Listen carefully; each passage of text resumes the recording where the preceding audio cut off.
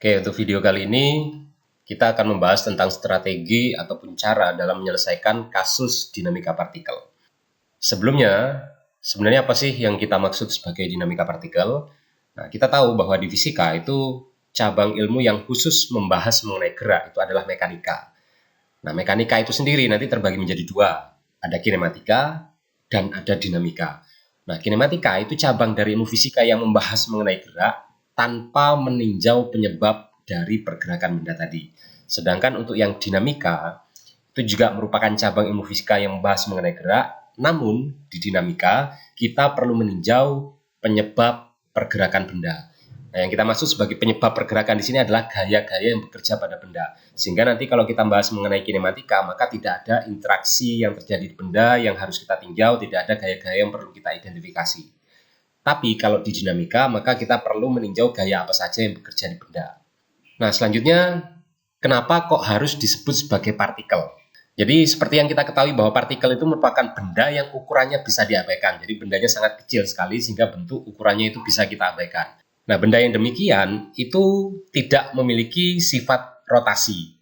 Jadi bendanya hanya bisa bergeser atau bertranslasi tanpa bisa berrotasi. Nah, ketika benda diberi gaya dan dia tidak berotasi, maka bagaimanapun bentuk benda, seberapapun ukuran benda tersebut, tetap bisa kita anggap sebagai benda titik atau partikel. Misal, ada balok yang ditarik dengan gaya F, di situ bekerja gaya berat W, gaya normal N, gaya gas Fg, dan seterusnya. Namun, dengan adanya gaya-gaya ini, balok tersebut katakanlah hanya bisa bergeser, tidak muter. Maka, balok ini tetap bisa kita anggap sebagai partikel. Sehingga kasus-kasus yang sedemikian rupa seperti ini, tetap bisa kita anggap sebagai partikel, sehingga kasusnya adalah dinamika partikel. Nah, lain kasus nanti kalau misalkan bendanya diberi gaya, kemudian dia berputar atau berotasi, maka nanti tinjauan kita adalah dinamika rotasi, tidak masuk ke dinamika partikel. Nah, selanjutnya bagaimana cara dalam menyelesaikan kasus dinamika partikel? Ada tahapan-tahapan tertentu yang harus selalu kita gunakan secara konsisten dalam menyelesaikan soal dinamika partikel. Yang pertama adalah tentukan dulu objek mana yang akan kita tinjau.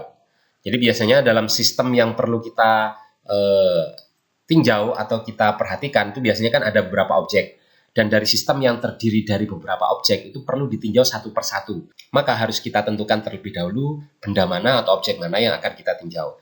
Langkah kedua adalah identifikasi interaksi antara objek yang kita tinjau tadi dengan lingkungannya. Nah, dari hasil interaksi tadi kita tentukan dan kita gambarkan gaya yang bekerja hasil dari interaksinya tadi.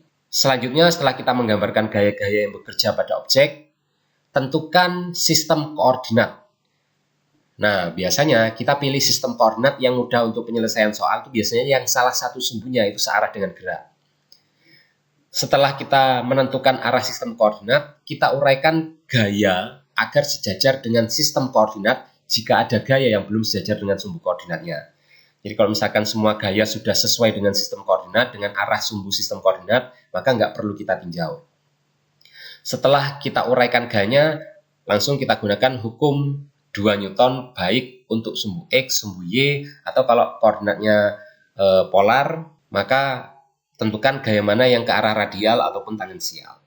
Nah, sebagai contoh sederhana gini, misalkan di bidang miring, katakanlah ini sudut kemiringannya theta, ada gaya W dan N, misalkan bidangnya licin gitu ya. Dari kedua gaya yang kita gambarkan ini, misalkan kita akan menentukan arah sistem koordinat yang pertama seperti ini, kemudian yang kedua seperti ini. Oke, dari kedua sistem koordinat yang kita gambarkan, kira-kira sistem koordinat mana yang harus kita pilih yang nantinya membantu untuk menyelesaikan soal lebih mudah?